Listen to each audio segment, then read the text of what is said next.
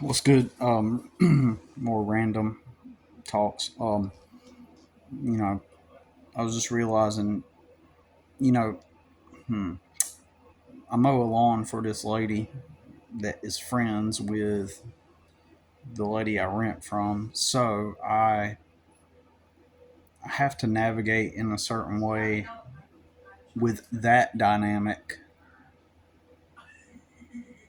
And because she's connected to this person, and you might recall that I previously talked about the story about how like they had this big falling apart, and then I later learned that they haven't been like friends like since they were like teenagers. They were friends as teenagers, and then there was a 30-year gap or a 35-year gap, something like that, where they just kind of lost touch.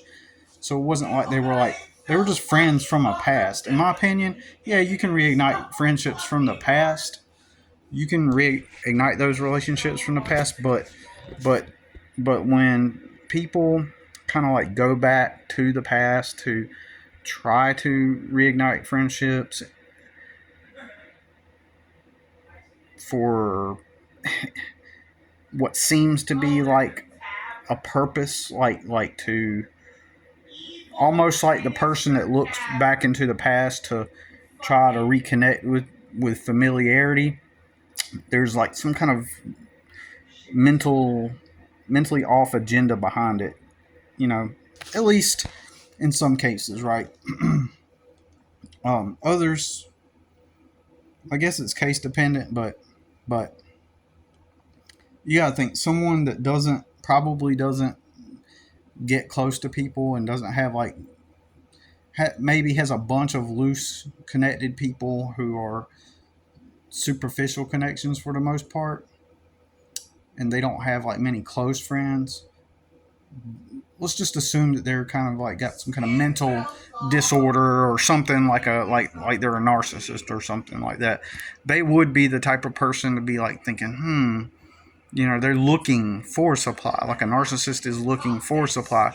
So when I found out that they haven't been like friends since they were teenagers, they were friends when they were teenagers, and so this person went and contacted that person, and then now has created this dynamic, what appears to be a control dynamic, where she wants to insert herself into the other person's life as a control thing. So what happened is that other lady used to live here with this lady, and the other lady has custody of two grandkids, and so they lived here. So, well, back then they stayed a week at a time, and then they would go stay with their mom half the time, right? When they lived here, and so but so that lady had 50% custody of her grandkids.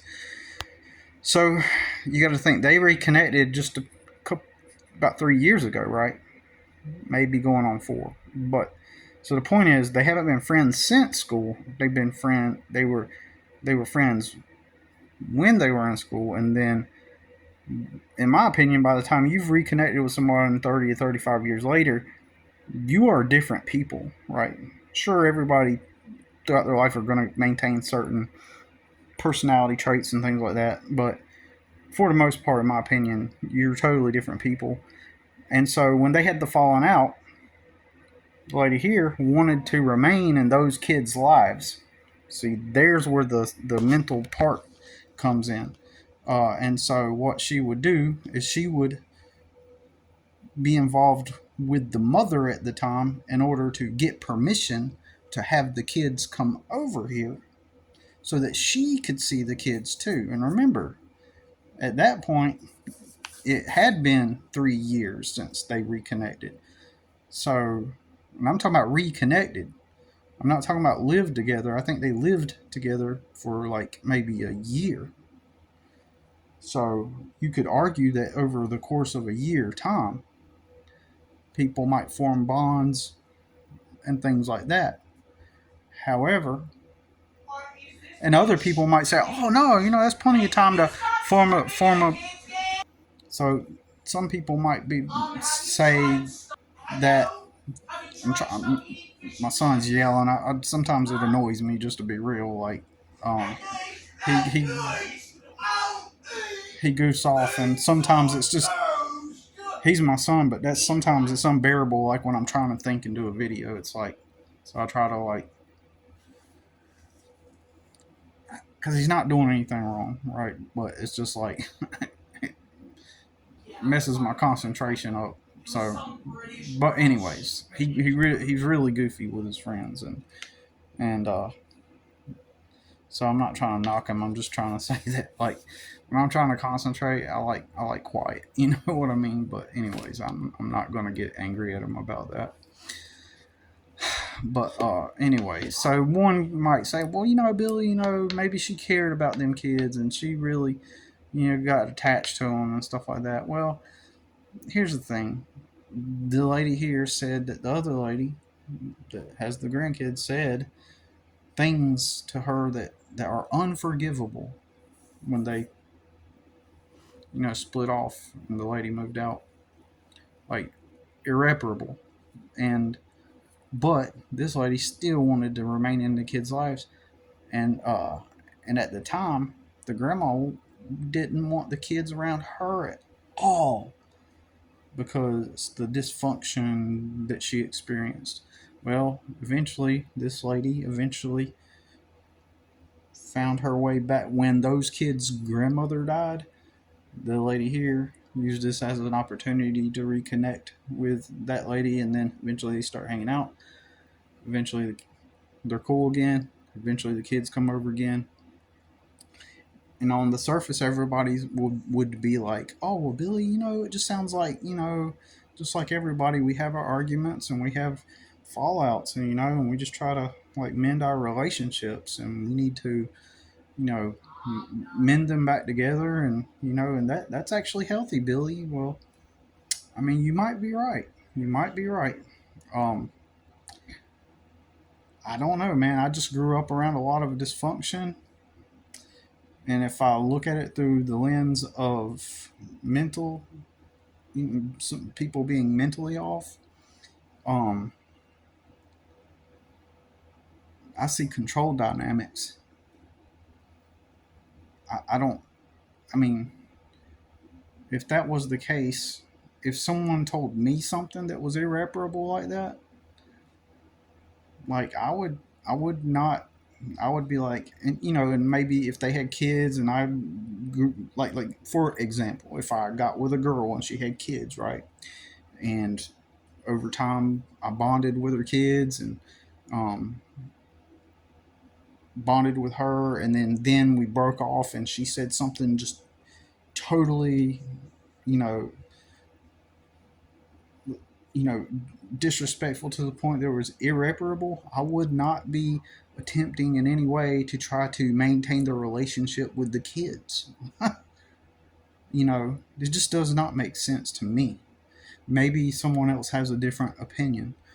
But I also have to include in my mind not just that one story with her and that lady and them kids. I have to conclude. I have to assume all the other things that have happened over the past year and a half. Also, 2 years, right? I have to include everything I've witnessed, everything I've observed, as well as all the patterns that I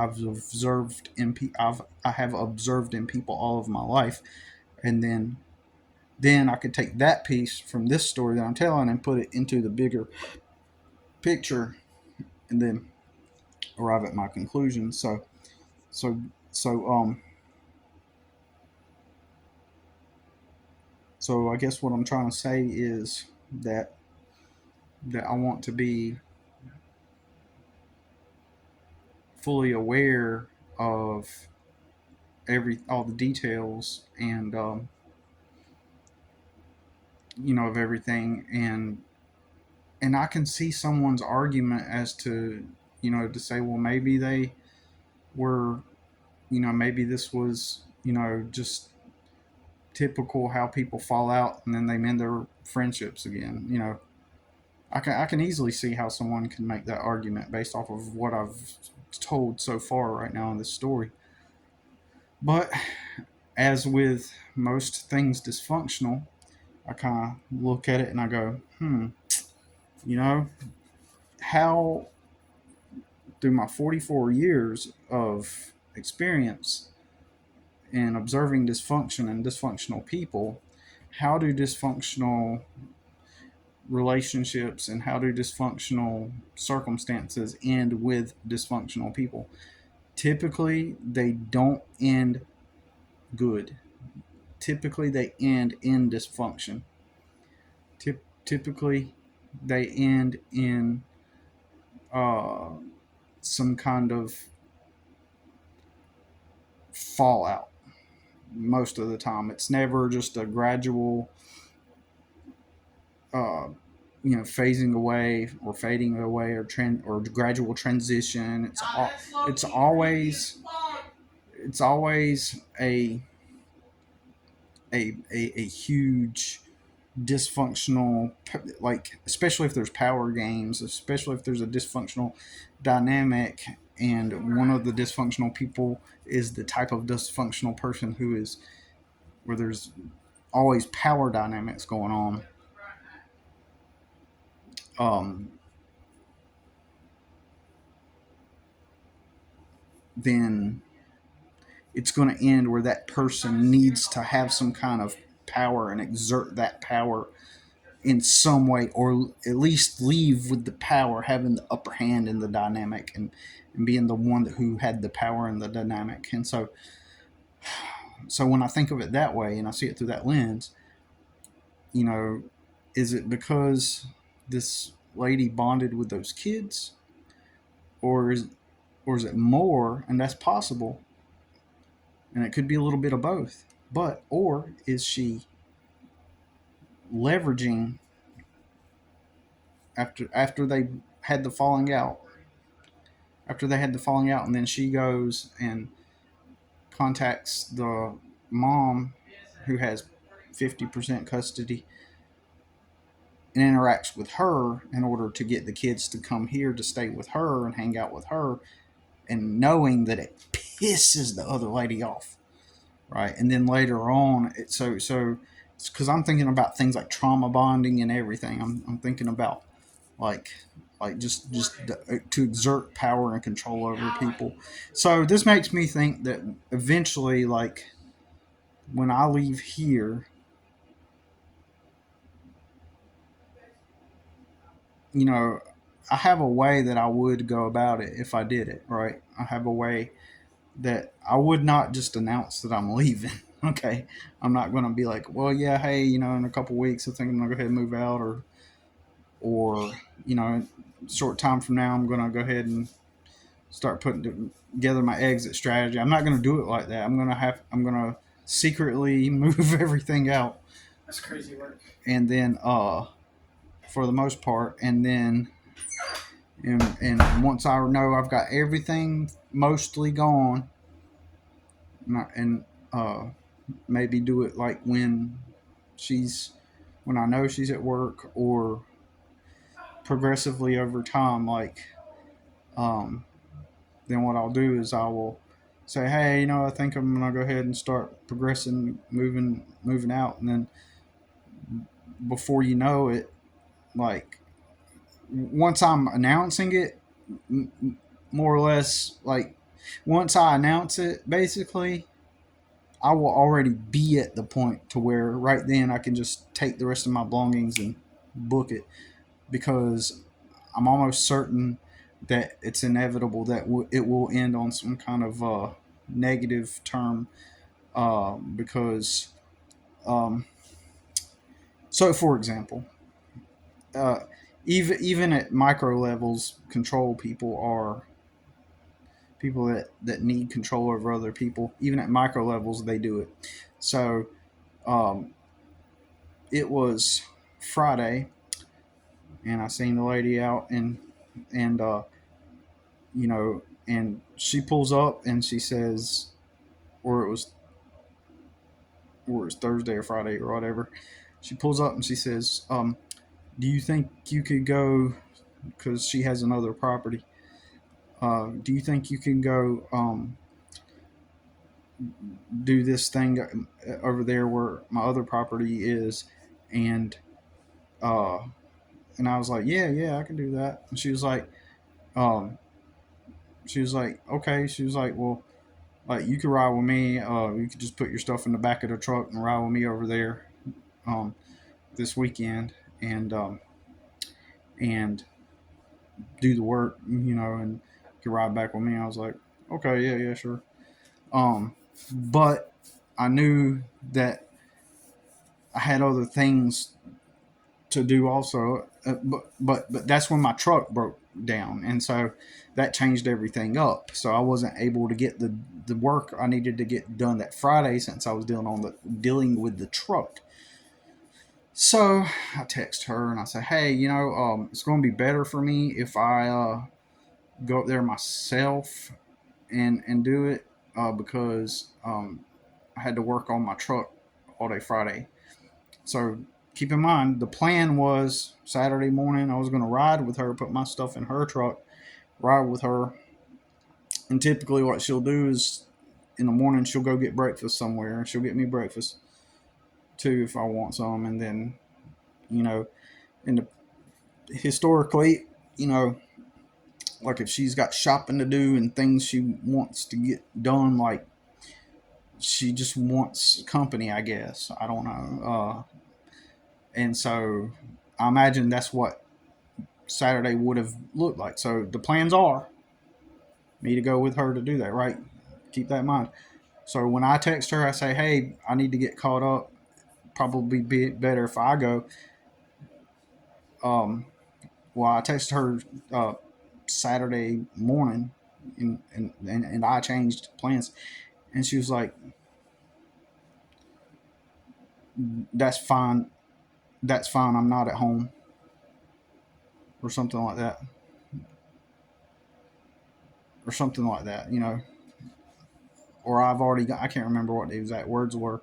So on the surface, once again, that sounds normal, oh, that's fine, I'm not at home. But there's another part of me that goes, is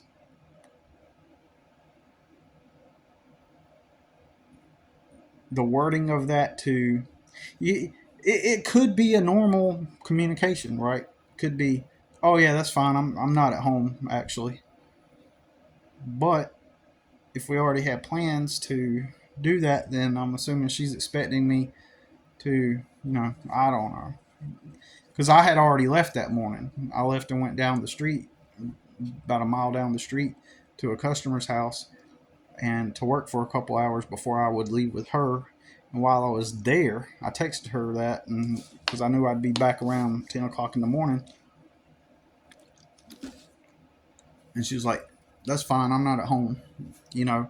So, you know, um, I don't know. Maybe that's a bad example because that sounds like an organic response, but if it were like a narcissistic type of circumstance, if I were dealing with a dysfunctional narcissistic type of person, then the narcissist at a micro level would say something back to where it's like to in a way that assumes control in the dynamic.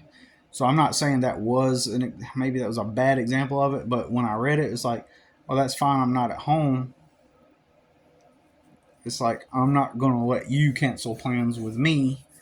So I'm just going to say I'm not there, So boom, like, that's a bad example, really, because you could interpret that one way or another depending on the person, the circumstance, and the situation. So I don't know if that's a good example, but a narcissist would, again, I know I'm repeating myself, would, if they felt they wanted control within a dynamic, would reply or behave in a certain way to maintain control of that dynamic in that moment.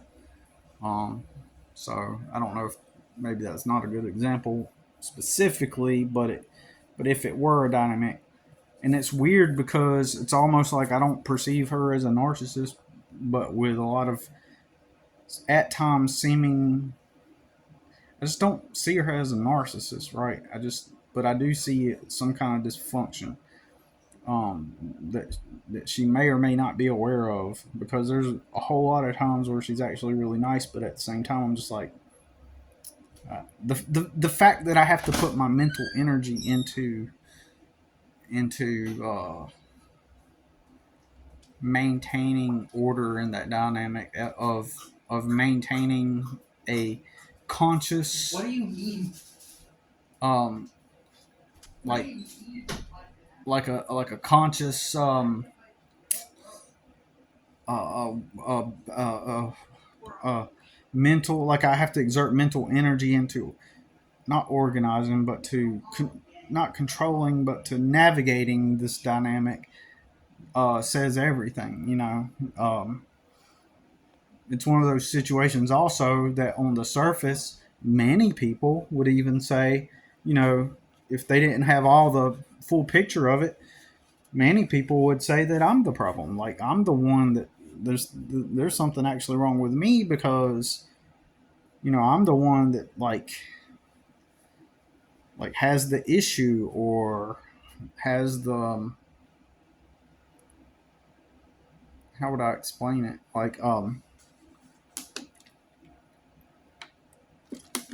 Many people would assume that I'm the one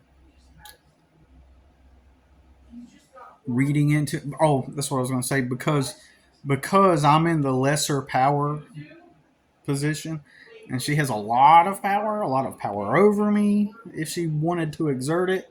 Like, for I've mentioned before, for example, like let's say that you know she said something disrespectful, and I finally said, you ain't gonna talk to me that way, and it triggers her, and she gets offended, and um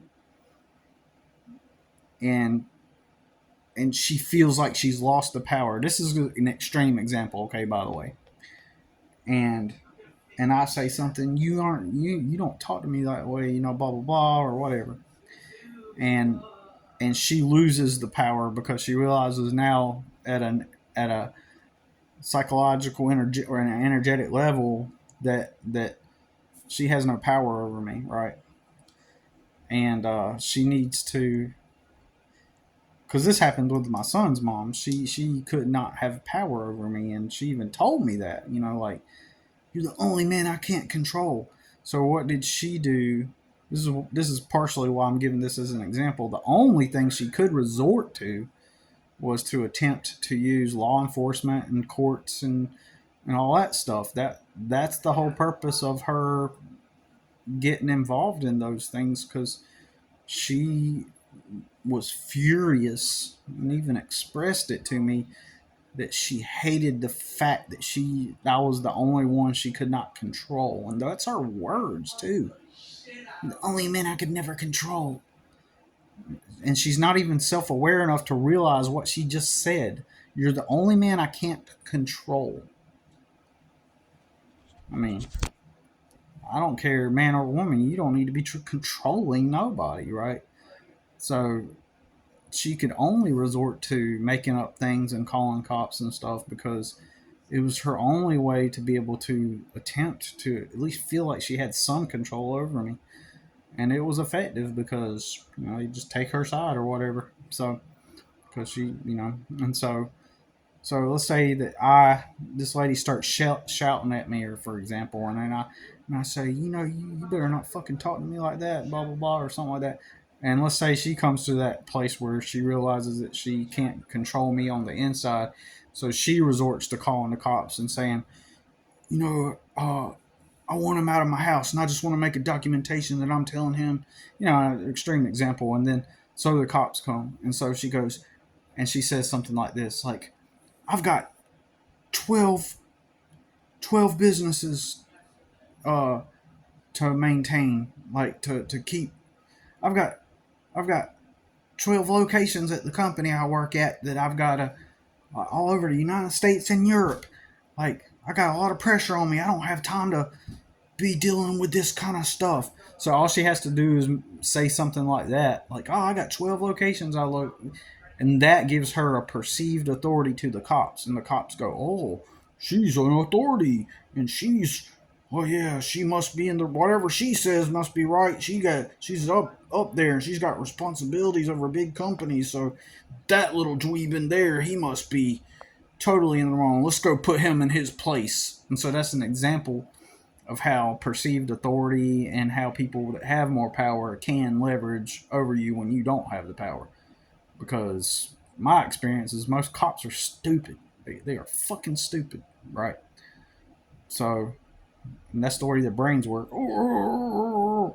And then cops, when they see a pretty girl, they're just like, they're stricken and they're mesmerized by the pretty girl, and then so they're apt to believe what she says just because she's a girl and she's pretty or at minimum somewhat attractive, right? But anyways, just some thoughts for the evening that I have to think about as I enter into becoming at least a temporary nomad in a country that has just criminalized being a nomad or homeless. Isn't that great? The timing. Anyways, that's all I got to say about it for now.